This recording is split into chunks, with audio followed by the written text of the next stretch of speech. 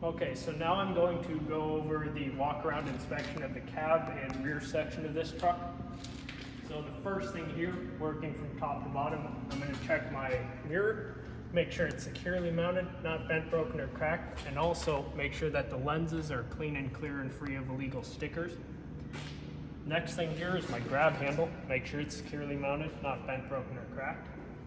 Also, my door, want to make sure the latch, that it opens and shuts correctly, and also make sure the door is securely mounted, not bent, broken, or cracked.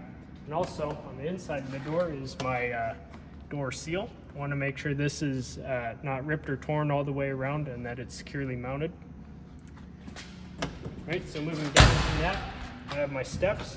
I want to make sure these are securely mounted, not bent, broken, or cracked. Also my mud flap here, I want to make sure it's securely mounted and not ripped or torn. Next thing, moving my fuel tank, I want to make sure it's securely mounted, not bent, broken, or cracked.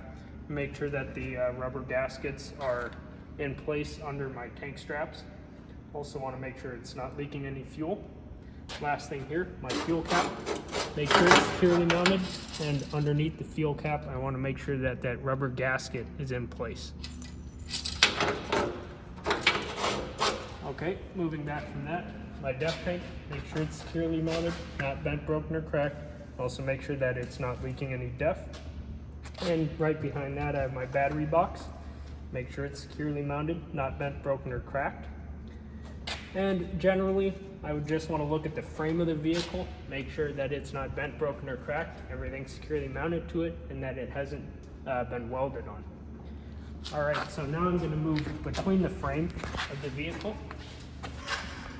So the first thing back here is my drive shaft. I want to make sure it's securely mounted, not bent, broken, or cracked. Back there, I have my U-joints. Make sure those are securely mounted, not bent, broken, or cracked. And in between the frame rails here, I have my air tank. I want to make sure that it's not bent, broken, or cracked, and it's securely mounted. Right, so next I'm going to move to my rear suspension. So I want to check my spring hangers and my leaf springs. And behind the tires there, I also have some U-bolts. They're pretty difficult to see, but they're back there. I want to make sure all that's securely mounted, not bent, broken, or cracked. Next, my braking system. So I have my air lines running to my brake chamber. I want to make sure those are not ripped or torn and there's no audible air leaks. Below that, my brake chamber and slack adjuster behind it. I want to make sure that it's not bent, broken, or cracked, and they're all securely mounted. And additionally, to check the play and the slack adjuster, I would chalk the wheels release, parking brake, and pull out on it to make sure that it doesn't move out more than 1 inch. So next, talking about the tires, I want to check the tread on my tires, make sure that the tread is evenly worn. And because these are rear tires, I only need to have 2 32/2 of an inch of tread depth. And because these are rear tires, they also can be retreaded. Next, I want to look at all my sidewalls, inner and outer on each tire, make sure there are no bulges, abrasions, or cuts, or audible air leaks. And I want to check my rims to make sure they're not bent, broken, or cracked, and that they haven't been welded on. Next, my lug nuts, make sure they're securely mounted all the way around, make sure there are no rust trails or shiny threads that would indicate they would be loose. And right in the middle here, I have my wheel hub, make sure it's securely mounted, not bent, broken, or cracked, and that it's not leaking any oil. Next, I will check the inflation of my tires using a tire pressure gauge to make sure they're properly inflated. The last thing with dual tires, I want to make sure that there is no debris in between the tires. So I want to make sure between the tires is clear. All right, and generally looking at the side of the vehicle, I want to pay special attention to my DOT tape. I want to make sure that it's not ripped or torn up too bad and that it's clearly visible. And notice that I do have a piece missing, but that's not going to put me out of service, and I could write that down on my post-trip inspection and have a mechanic look at that. Next, I want to check my tarp system, make sure all the components are securely mounted, not bent, broken, or cracked. And next, if we here, my mud flap, make sure it's securely mounted and not ripped or torn up too bad.